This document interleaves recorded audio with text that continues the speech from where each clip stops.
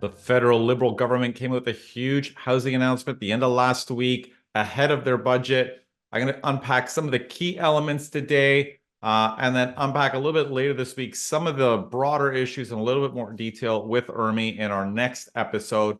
Today, I'm just going to touch on some of the big issues that kind of hit the headlines to unpack what impact, if any, they may have on the housing market. We're going to kick things off with sort of one of the first things that came out, which is the announcement that the federal government is going to be extending amortizations for first-time buyers who are buying newly built houses.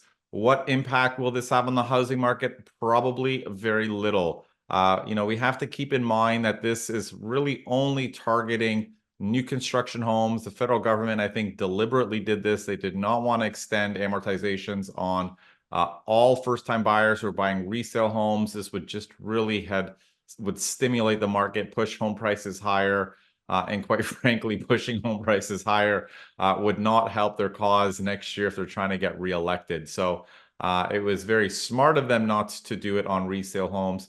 I think it's fine that they're doing it on new homes. Again, I'm not against extending amortizations. I don't think in and of itself it's a solution, and it's only going to help maybe a very small segment of the market. If we think about this, this is only going to apply to new homes that are selling for under $1 million. And of course, to any buyers who have less than a 20% down payment. Most new construction housing projects require usually a 20% deposit structure. So you need to make, deposits that eventually total 20% before the completion. Where is this going to be a big impact or potentially have a bit of an impact? Perhaps in smaller markets outside of the big cities like Toronto and Vancouver, where prices are expensive. Smaller markets where newer built homes are a little bit more affordable, and perhaps where builders have deposit structures that don't require 20%, that buyers can get away with, say, a 10% down payment. And the reality is what this policy does is it was framed as lowering a household's mortgage payments, which in theory it does if you keep your purchase price the same. But really, typically what happens when governments increase amortization periods, usually borrowers just end up spending more and spend a little bit more of their home. So don't necessarily change their mortgage payment. Whatever their mortgage payment would have been with a certain mortgage amount at a 25-year amortization, they spend more, keep the same payment, but end up spending a little bit more with a 30-year amortization. And usually you can spend about 9 to 10% more. That's generally the effect that it has on either your mortgage payments if you keep the same balance, or your purchase price if you increase the balance and keep your payments constant. So again, not a huge policy change. I think they're focusing on new construction to try to stimulate housing, to stimulate new housing starts. So not a bad policy, but again, not going to make any huge impact on the market.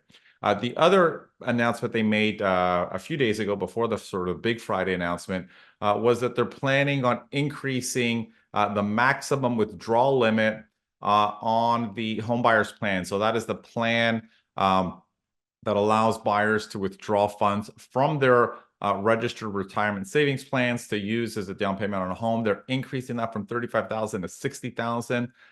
Again, I think that's a good policy. I mean, that amount has not changed very much in quite a few years. I mean, $35,000 is not a lot.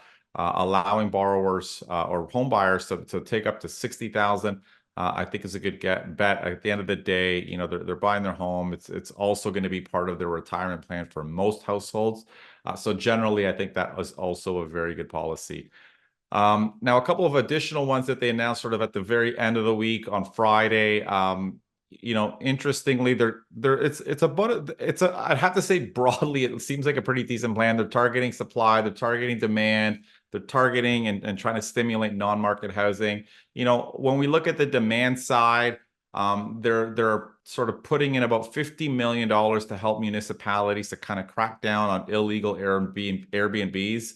A good policy again, but this is, half of this is all implementation, what municipalities are doing to obviously help push that forward.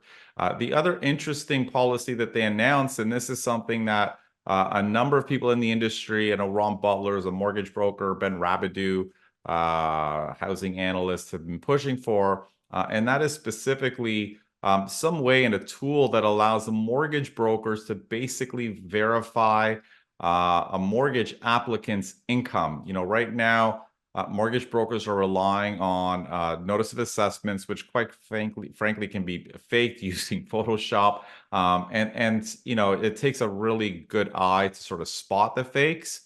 So to eliminate that, all the mortgage industry has been asking is basically a tool that allows the mortgage broker to, log in online, input a SIN number and say, this is the income I have for this applicant for this year. Is this correct or is it not correct? And it would just return basically a yes or no. There's no private information being shared. It's just a verification system.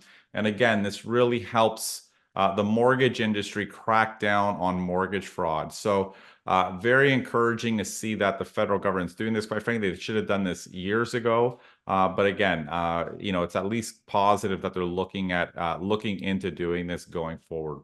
Now, the last thing I'll chat about today, which I thought was interesting, was they announced that they're trying to confront the financialization of housing by basically making it harder for bigger corporations. So these are, private real estate income trusts. We're buying up existing resale homes. Of course, I mean, anyone who's seen our show, I think that's a very positive measure. I don't think first-time buyers should be competing with REITs. The fact is, REITs are a small segment of the investor pool right now, but they're growing. I mean, there's commercial brokerages who are, encouraging people to raise funds to go out and buy single-family homes. So it's good that we're kind of catching this a little bit early. In the U.S., these corporations have a much bigger share of the market. And they're far more dominant. I mean, in many markets in the southern United States and in Texas and Atlanta, they're buying up 20% of the homes at any given time, sort of in a single year, for example. And that's obviously having a huge impact on those markets. If 20% of your buyers now are these big corporations and converting properties to rentals. So it's not a huge thing here. The one thing that they did leave out, a couple of things I'll say they left out is, they're putting these restrictions, it sounds like, only on existing resale homes, which means, these corporations can still be very active in new homes. And that's quite frankly where most investors are buying. I mean, if you look at the percentage of homes that are newly completed, the highest number is sort of investors. I think it's something like 40% of those purchases in many of those areas are investors. In some markets, 50%. So investors do make up a very high share of new housing completions and purchases.